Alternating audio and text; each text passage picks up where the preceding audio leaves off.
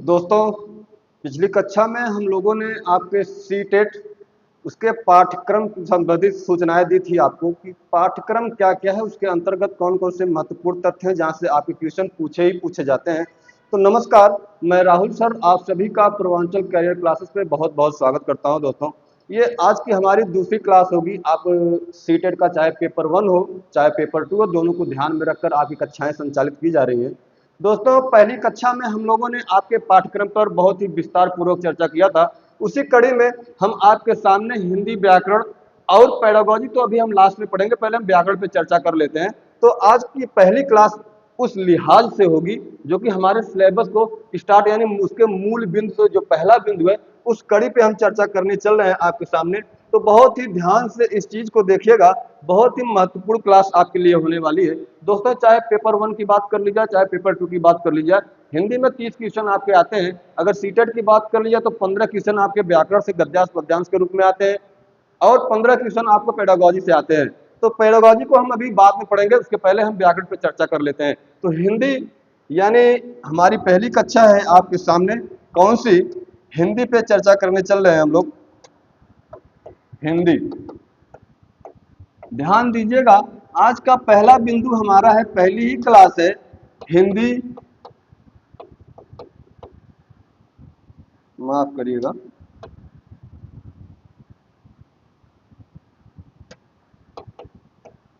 हिंदी भाषा व व्याकरण का सामान्य परिचय।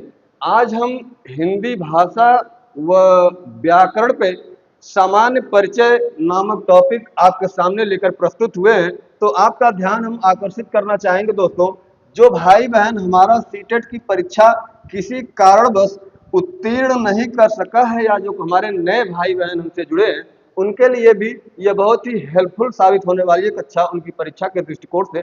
तो दोस्तों देखिएगा, हिंदी भाषा व व्याकरण की बात कर ली जाए, सबसे पहले हम बात कर लेते हैं भाषा की। ये भाषा आखिर में है क्या? भाषा कहते किसे हैं? भाषा का शाब्दिक अर्थ क्या होता है? तो सबसे पहले हम बात कर लेते हैं, ये जो भाषा है यह संस्कृत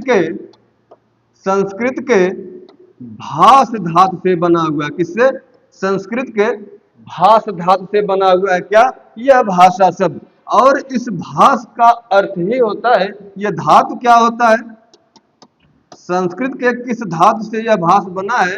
तो संस्कृत के भाष धातु से अर्थ यह बना है। इस भाष धातु का शाब्दिक अर्थ होता है कहना या बोलना या विचार प्रकट करना। क्या?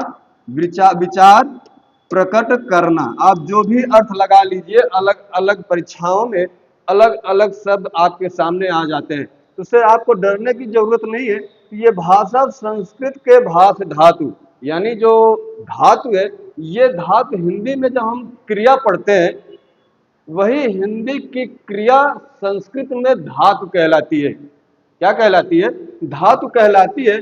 यही भाष धातु से यह भाषा शब्द हिंदी में, क्योंकि आप देखेंगे कहीं ना कहीं हिंदी का जन्म संस्कृत से ही हुआ है, चाहे उसके विकास का क्रम बहुत लंबा क्यों न रहा हो। संस्कृत के बाद आपने देखा होगा इसके विकास का क्रम पाली भाषा, पाली के बाद प्राकृत, प्राकृत के बाद आपने देखा रहा होगा अपभ्रंश। तो उस अपभ्रंश के कुल 7 प्रकार बताए गए हैं। उन 7 प्रकार के अपभ्रंश में जैसे आपका पहला ही प्रकार है अपभ्रंश का, सौरसेनी अपभ्रंश। कौन सा अपभ्रंश? सौरसेनी अपभ्रंश। उसी सौरसेनी अपभ्रंश से ही यह भाषा यानी हिंदी को जो हम बात कर रहे हैं, इसकी उत्पत्ति मानी जाती है। यानी आपसे क्वेश्चन भी पूछा जाता है कि हिंदी की आदि जननी किसे कहा जाता है या हिंदी की अम्मा कौन है, तो हिंदी की माता जी यही कौन है भैया? संस्कृत है। उसी संस्कृत के भाष धातु से यह भाषा शब्द की उत्पत्ति हुई है, जिसका शाब्दिक अर्थवय होता है अपना विचार प्रकट करना, बोलना या कहना। दोस्तों, ये तो इसके शाब्दिक अर्थ की बात हो गई। अब हम बात कर लें कि हिंदी भाषा में अगर थोड़ी सी हम चर्चा करने चाहेंगे आपसे इसके विकास के क्रम के बारे में, तो सर्वप्रथम आप देखेंगे सबसे पहले प्रचलन में कोई भाषा थी तो जिसका नाम था संस्कृत। क्या नाम था? संस्कृत। इसी संस्कृत से हिंदी के साथ साथ अन्य कई और भाषाएं हैं जिनका जन्म माना जाता है। तो हम हिंदी की बात कर रहे हैं, तो हिंदी आप देखेंगे कि इस संस्कृत को दो भागों में बांट दिया जाता है काल अनुसार। आप देखेंगे कि एक को कहा जाता है वैदिक संस्कृत और दूसरे को कहा जाता है लौकिक संस्कृत। दूसरे को क्या कहा जाता है? लौकिक संस्कृत। वैदिक संस्कृत के अंतर्गत चारों वेद आते हैं। कौन कौन सा आता है? चारों वेद हमारे इस लौकिक संस्कृत के वैदिक संस्कृत के अंतर्गत आते हैं। चारों वेद, चारों वेद। और लौकिक संस्कृत के अंतर्गत जैसे आपके पुराण हो गए, अरण्यक हो गए, उपनिषद हो गए, ये जो तमाम प्रकार की साहित्यिक रचनाएं हुई, इस लौकिक संस्कृत के अंतर्गत आप देखेंगे इसको भारतीय साहित्य का स्वर्ण युग भी कहा जाता है। क्यों? क्योंकि इस समय में आप देखेंगे दोस्तों कि साहित्यिक रचनाओं का बहुत बड़े पैमाने पर विकास होता है। साहित्यिक रचनाओं की बहुत ही बड़े पैमाने पर रचना की जाती है। आप देखेंगे कि यहीं से एक भाषा जन्म लेती है जिसका नाम है पाली। इस पाली, वही पाली जो भगवान बुद्ध थे, इन्होंने अपने सारे उपदेश इसी पाली भाषा में दिया था। पाली भाषा, चूंकि संस्कृत जो भाषा थी ये आम जनमानस की भाषा नहीं थी, ये मूलतः आर्यों की भाषा मानी गई है। लेकिन बात यहाँ तक पहुंची तो बुद्ध जी ने कहा कुछ ऐसी भाषा का इजाद किया जाए, इसमें कुछ ऐसा संशोधन किया जाए ताकि ये भाषा आम जनमानस को समझ में आए। किसको समझ में आए? आम लोगों को समझ में आए। ठीक उसी कड़ी में आगे थोड़ा सा और सुधार होता है और एक प्राकृत नाम की भाषा जन्म लेती है। और इसके बाद आपका आ जाता है अवहट्ट। क्या है? अवहट्ट। अवहट्ट कह ले या इसी अवहट्ट का दूसरा नाम मिलता है क्या? अपभ्रंश। क्या है? अपभ्रंश।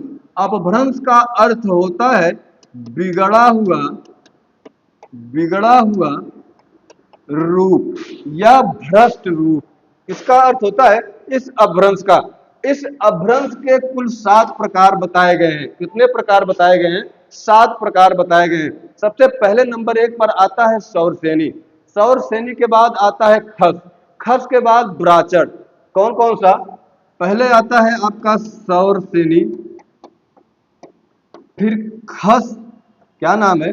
खस, फिर ब्राचड़, ब्राचड़, पैसाची, पैसाची के बाद आपका आता है महाराष्ट्री, महाराष्ट्री।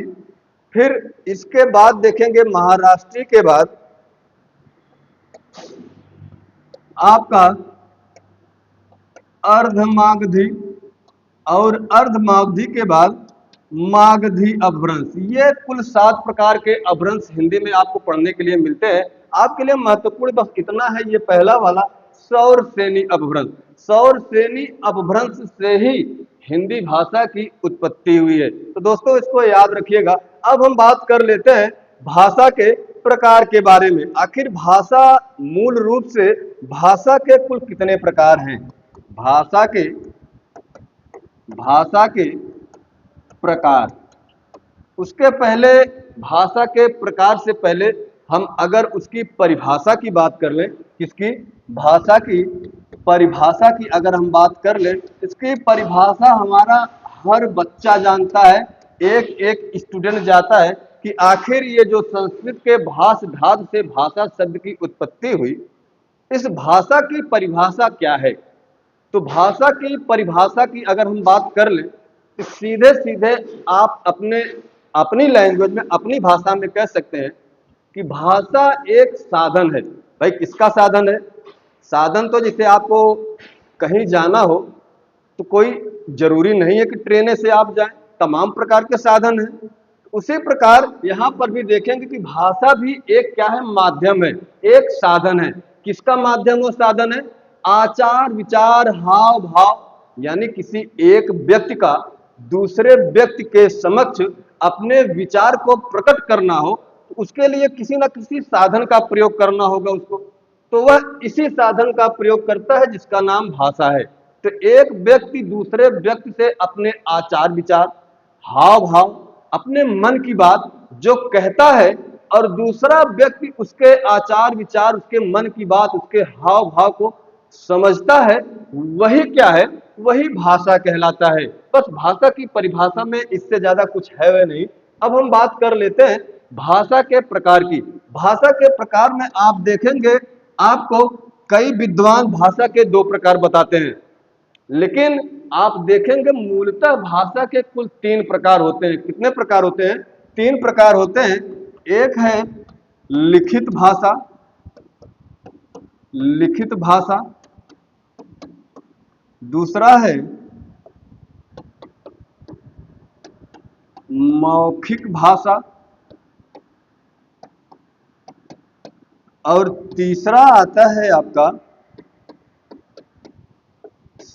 सांकेतिक भाषा। ये तीन प्रकार की भाषाएं होती हैं, मौखिक भाषा, लिखित भाषा और सांकेतिक भाषा।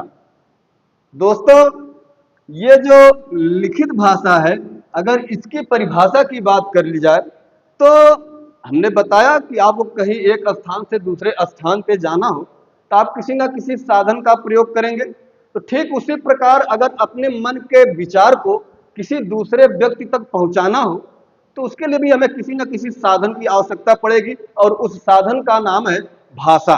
और भाषा की सबसे छोटी इकाई ही मानी गई है ध्वनि।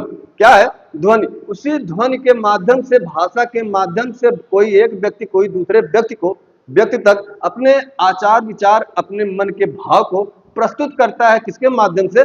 भाषा के माध्यम से। उसको प्रस्तुत करने के लिए कुल तीन तरीके बताए गए हैं।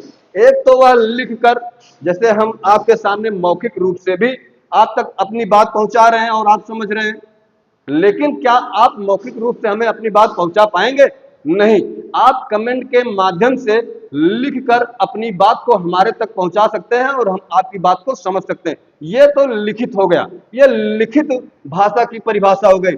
और मौखिक रूप से बोलकर ध्वनि के माध्यम से भाषा का प्रयोग करते हुए हम अपनी बात को आप तक पहुंचाएं, ये हमारी मौखिक भाषा हो गई। और इन दोनों को यदि हटा दिया जाए, न लिखित न मौखिक, जो तीसरी है सांकेतिक, यानी इशारों के माध्यम से। जैसे कक्षा 3 में पढ़त रहे गोलू और मोलू, और उनका एक दोस्त रहा कलुआ। तो गोलू और मोलू इनका एक दोस्त रहा कलुआ। तीनों पढ़ के लौटे विद्यालय से, तो इन्हें का काम करे, घरे पहुंचे, झोला फेंके, तुरंत खेले निकल आए। तो एक दिन गोलू और मोलू दोनों सगे भाई रहे, एक दोस्त रहा कलुआ। तो कलुआ थोड़ा सा शैतान ज्यादा रहा, तो गोलू मोलू ऐसे रोज आवे, झोला फेंक के स्कूले से तुरंत खेले भाग गया। तो ओके मम्मी एक दिन ओके बलभर पीटी, तो उन्हें आवत है तो पहले बस्ता ढंग से रखा, कपड़ा लत्ता चेंज करा, थोड़ा पानी पिया, नाश्ता करा, उसके बाद खेलने जाओ। तो ये लोग पिटा गए और पाबंदी लगा दी गई, तुम लोग कल से खेलने नहीं जाओगे। अगर कलुआ तुम लोगों को बुलाने आया, क्योंकि रोज कलुआ बुलाने आता था खेलने के लिए, अगर कलुआ बुलाने आया तो उसकी भी खैर नहीं है। तो इन लोगों ने अगले दिन एक प्लान बनाया कि भैया अब हम तुम्हारे घरे खड़ा हो, तुमने बोला नहीं तुम्हार मम्मी हमें बड़ी मार मरी। कहा तब कैसे बोलोगा? कहा हम ऐसे बजाए दे दूध, ऐसे दूध बजाए दे, तू समझ जाए। क्या करे? तू समझ जाए कल्लू आई है और खेले खातिर लिया चले खातिर तैयार है। तो कलुआ आया, वहीं से इशारा किया, इशारे में बात नहीं समझ में आई तो इशारे में एक आवाज करता है, उसके इशारे को वह समझ जाता है कल्लू भाई आ गए हैं, अब हमको खेलने के लिए निकल जाना चाहिए। तो सांकेतिक भाषा में आप देखेंगे कि किसी भी प्रकार की ध्वनि की कोई जरूरत नहीं है, किसी भी प्रकार की लिखित भाषा की जरूरत नहीं है, किसी भी प्रकार की मौखिक भाषा की जरूरत नहीं है। इसमें संकेतों के माध्यम से काम होता है। जैसे हमको किसी दूर खड़े व्यक्ति को बुलाना होगा तो हम ऐसे ऐसे कर देंगे तो हमारे पास आ जाएगा, हम ऐसे ऐसे कर देंगे वो चला जाएगा। ये हमारी सांकेतिक भाषा हो गई। तो ये तीन प्रकार की भाषाएं हमारे सामने आपके सामने रख दी गई है। कौन कौन सी? लिखित, मौखिक और सांकेतिक। तो हमने भाषा का शब्द, ये भाषा शब्द का शाब्दिक अर्थ जाना, कैसे हिंदी भाषा अस्तित्व में आई, उसके विकास का क्रम भी हमने देखा। हमने ये भी देखा कि भाषा के अंतर्गत जो कितने प्रकार की भाषाओं का प्रयोग किया जाता है, उसका भी हमने अध्ययन किया। ये सारी बातें आपके लिए बहुत ही महत्वपूर्ण है दोस्तों। इन सारी बातों को याद रखिएगा। ये सारी बातें आप याद रखते हैं तो चाहे टेट का पेपर देने जाएं, चाहे सीटेट का पेपर देने जाएं, अदरवाइज ऑल वनडे कौनो पेपर देवे जावा तो यहाँ से आपको क्वेश्चन मिल ही जाएंगे। ये आप लोगों के लिए बहुत ही महत्वपूर्ण है, आप देखेंगे। चलिए आज यहीं तक रखते हैं, क्योंकि कुछ कारणवश हमको कहीं जाना है। तो दोस्तों अगली कक्षा के लिए आप लोग कल का इंतजार करिए और आज की कक्षा को बेहतरीन तरीके से अध्ययन करिए। इस वीडियो को 2-3 बार देखिए ताकि सारी बातें आपके दिमाग में पूरी तरह फीड हो जाएं। तब तक के लिए नमस्कार, धन्यवाद।